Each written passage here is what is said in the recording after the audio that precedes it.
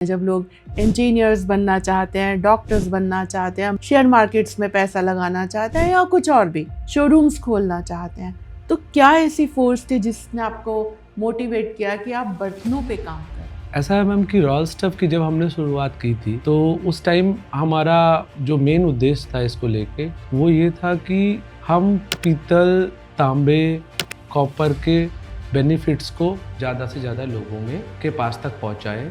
क्या होता है कि आजकल डिस्पोजेबल का भी फैशन है। अगर मेड नहीं आती तो लोग डिस्पोजेबल में भी खाना खाना पसंद करते हैं। तो नेचुरली क्या बजट होना चाहिए कि हम अपने किचन में इन बर्तनों को एंटर करें? तो जैसे मैम हाथ की पांचों उंगलियां बराबर नहीं होती, उसी तरीके से सबकी अलग अलग स्पेंडिंग कैपेसिटी है।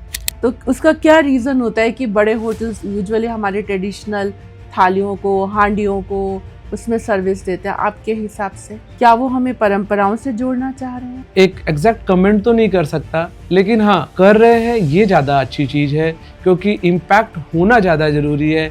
इम्पैक्ट के रास्ते अलग अलग हो सकते हैं, लेकिन अगर वो एक पॉजिटिव इम्पैक्ट है तो आई थिंक हमें उसे अप्रिशिएट करना चाहिए। तो आज टाइम टू टॉक में हमारे मेहमान हैं अजय गुप्ता जी। अजय गुप्ता जी एक फाउंडर मेंबर भी हैं और उनकी एक फर्म है रॉयल स्टफ्स के नाम से। शायद आपको सुनने में अच्छा लग रहा होगा, सच में वो हमें रॉयल्टी की ही याद दिला देते हैं। जोड़ रहे हैं वो हमें हमारे उन ट्रेडिशन से जो हम शायद भूल चुके हैं। हमारे अलग अलग स्टेट, हमारे वो बर्तन जो कभी हमारी रसोई की शान हुआ करते थे, धीरे धीरे गायब होते जा रहे हैं क्योंकि हम बहुत ही फास्ट स्टेज में रहते हैं। शायद हम बहुत हेल्दी खाने की तो बात करते हैं, लेकिन क्या सच में हम उन हेल्दी बर्तनों का यूज़ कर रहे हैं जिसमें हम कुकिंग करते हैं? तो इस पूरे पर्सपेक्टिव को सामने लाए हैं अजय गुप्ता जी और वो बताना चाहते हैं कि सिर्फ खाना खाना नहीं, खाना आप किन बर्तनों में बना रहे हैं, ये बहुत इम्पॉर्टेंट बात है। तो अजय जी आपका स्वागत। और मैं पूछना चाहूँगी आपसे कि क्या है ये रॉयल स्टफ्स, क्या है इसकी बुनियाद, क्या है आपका विजन इसको स्टार्ट करने का?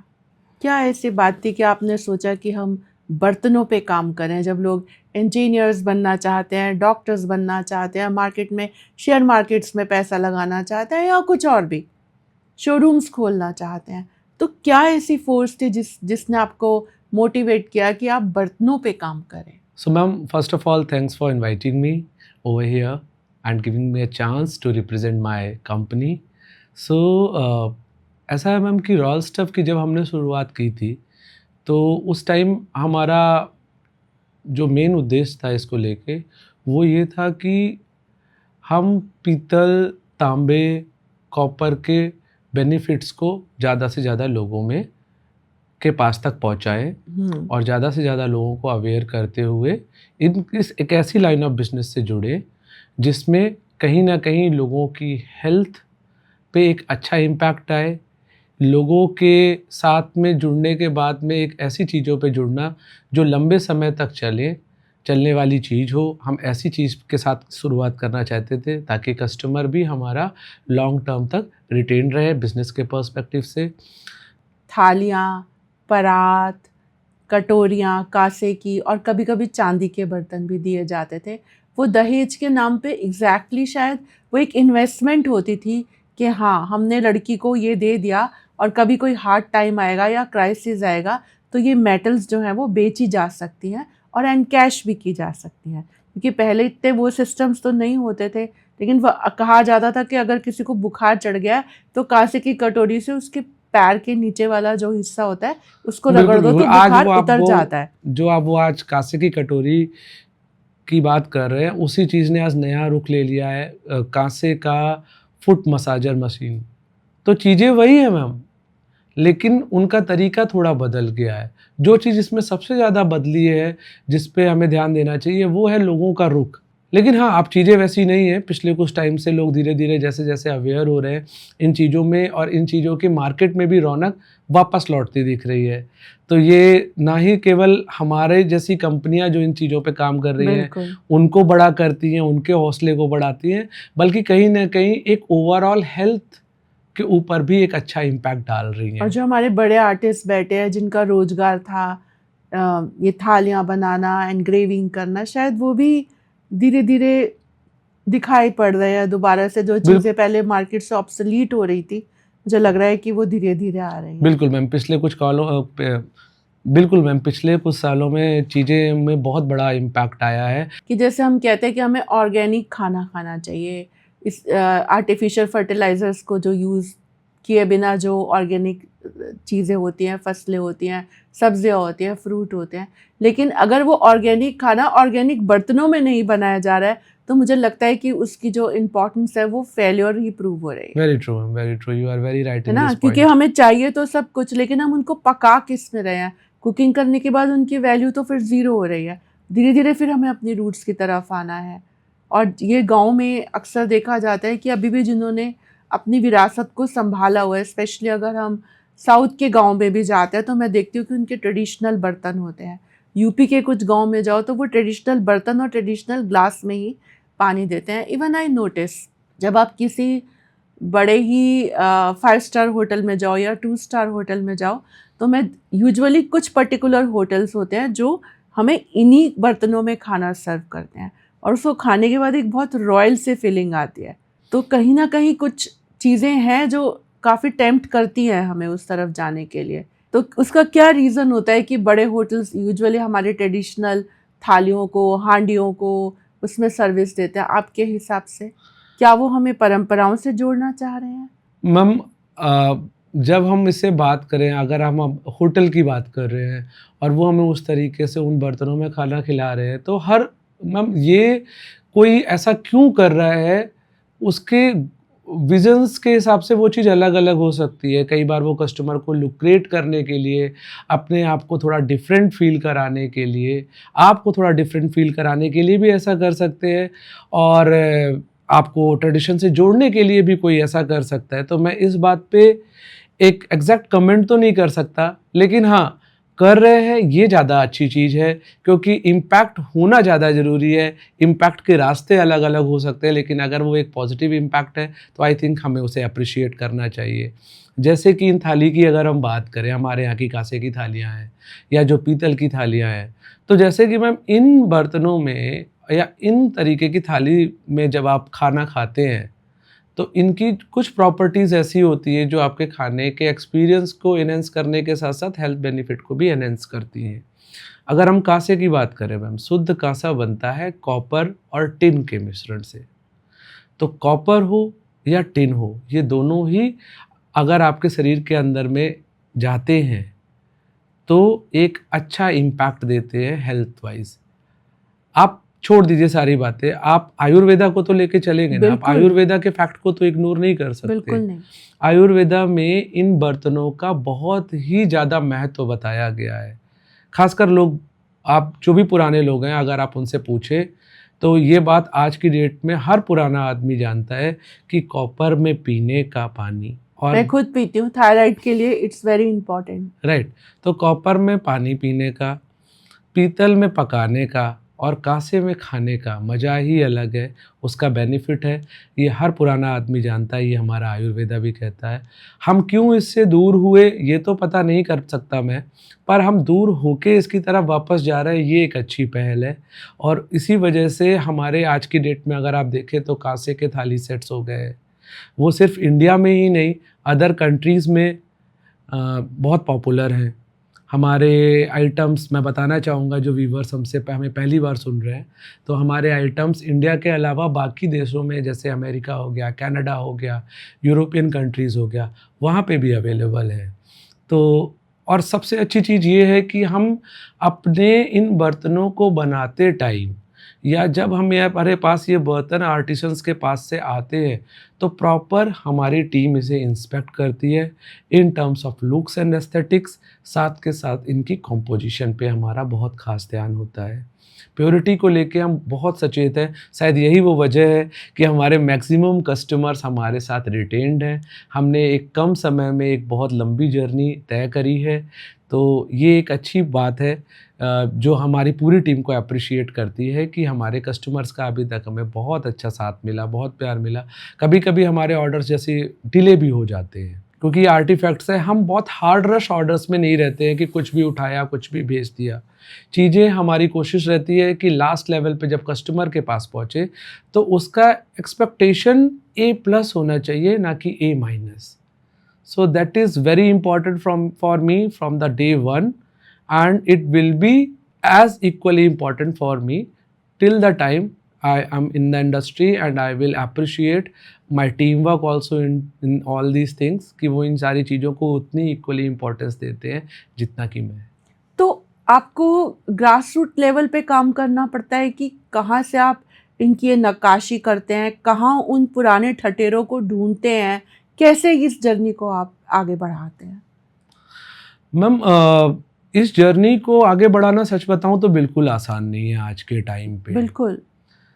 पहली चीज़ ये मैम, इसमें रीज़न ये है कि आज की फास्ट सेलिंग लाइफ है। मतलब आप मैं एकदम रूट लेवल पे बात करूं तो शहरों की दुकानें, उनका रेंटल्स इतना ज़्यादा, फिर एक दुकान चलाने के लिए कितने हेल्पर्स लगते हैं, तो हर दुकानदार के पास में एक इतना ज़्यादा फिक्स लोड होता है कि कस्टमर को माल बेचना, सही माल बेचने से ज़्यादा उसकी प्रायोरिटी ये बन जाती है कि माल बेचना।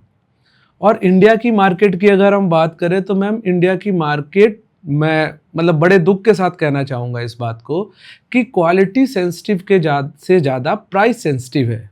लोग इस बात का चुनाव कई बार, मैं सबके लिए नहीं कमेंट कर रहा हूँ, बट कई लोग ऐसे हैं, हमें देखने को रोज़ाना कई केसेस ऐसे मिलते हैं कि लोग सस्ते के पीछे जाते हैं। अब मैम एक छोटी सी बात आपसे बोलूँगा कि कोई कंपनी, अगर हम गोल्ड की बात करें, गोल्ड भी एक मेटल है जो सारे घर में बर्तन मिले ना मिले आपको गोल्ड तो मिलना ही है कम और ज़्यादा। तो 22 कैरेट गोल्ड हो या 18 कैरेट, अगर हम 22 कैरेट को ही लेके चले तो मैम गोल्ड की कीमत जो एक जगह है वही दूसरी जगह होगी, वही तीसरी जगह होगी। फ़र्क कहाँ आएगा? मेकिंग चार्जेस पे। तो कस्टमर अगर कंपनी को डिस्क्रिमिनेट करते हैं मेकिंग चार्जेस के ऊपर, कम और ज़्यादा की बात करते हैं, तो वहाँ पे उनका हक है। मैं समझता हूँ कि हर एक आदमी को चीज़ों को लेके सचेत होना चाहिए। लेकिन कई बार मैम कस्टमर्स का जो देखने का रुख हमें मिलता है, जो हमें थोड़ा सा कंसर्न देता है, वो ये है कि आप ये एक्सपेक्ट कर रहे हैं कि अगर गोल्ड का रेट 1,50,000 है तो कोई दूसरा आदमी आपको वो गोल्ड 1,20,000 का दे देगा। आप कैसे ऐसा सोच सकते हैं? आप नहीं सोच सकते, क्योंकि कोई भी कंपनी है वो प्रॉफिट के लिए काम कर रही है, घाटे पे जाके तो कोई नहीं देगा।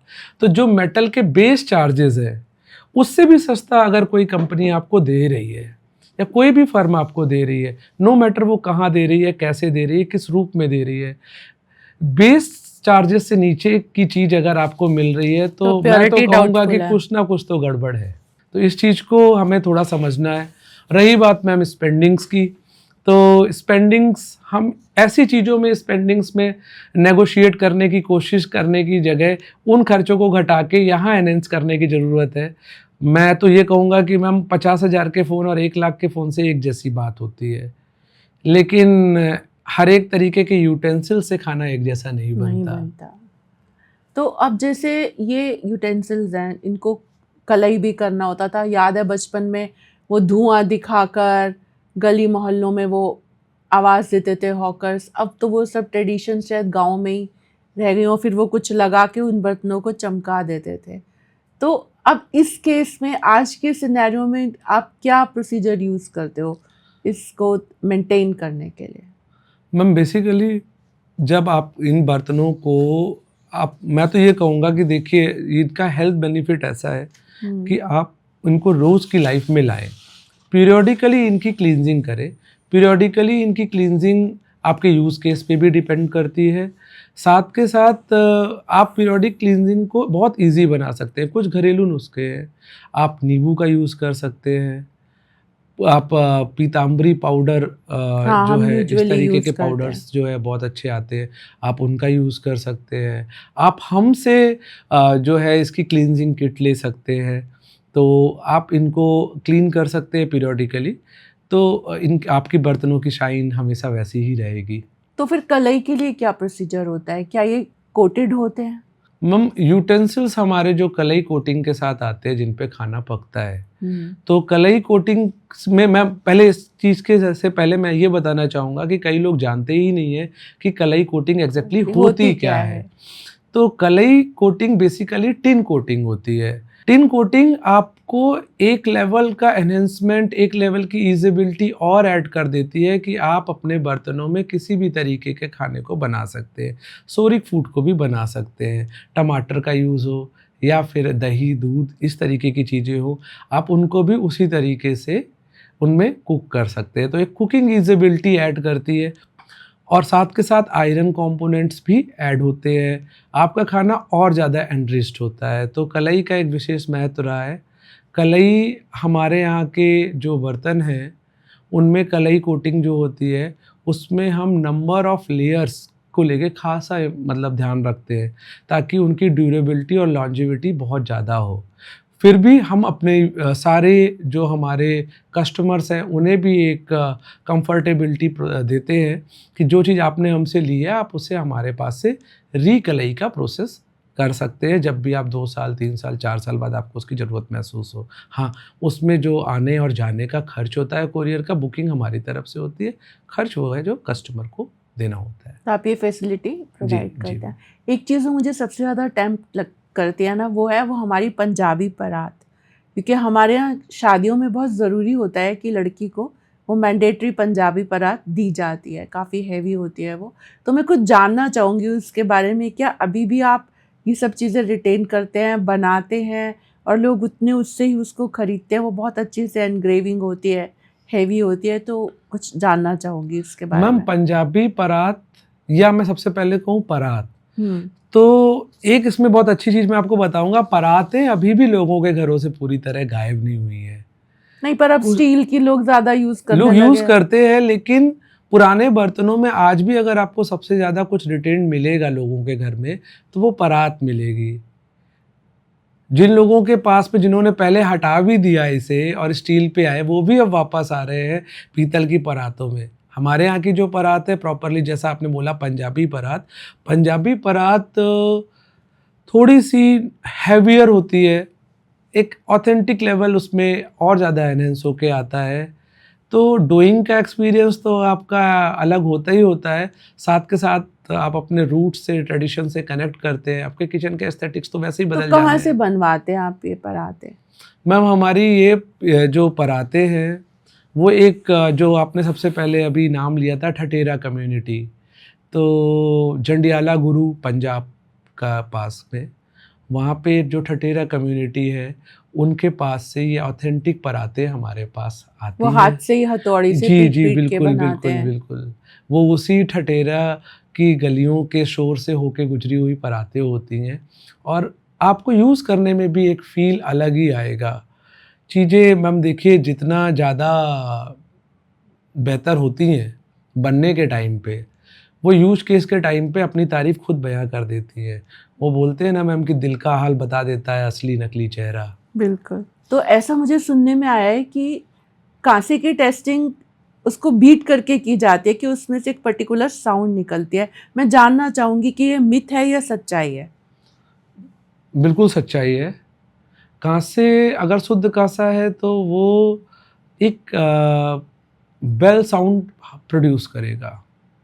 तो आप कैसे अपने कस्टमर्स को दिखाते हैं कि देखिए ये शुद्ध है? मैम कस्टमर आज की डेट में बहुत अवेयर्ड है। आजकल की जनरेशन चैट जीपीटी और जेमिनाई के ज़माने की है। आप कस्टमर को बहुत ज़्यादा चीज़ों को हाइड नहीं कर सकते। तो बेल साउंड तो है, साथ के साथ मैं एक इसमें और एक एड ऑन ऐड करना चाहूँगा कि हमारे यहाँ पे जो कांसे के बर्तन हम आपको देते हैं वो प्रॉपरली लैब टेस्ट होते हैं।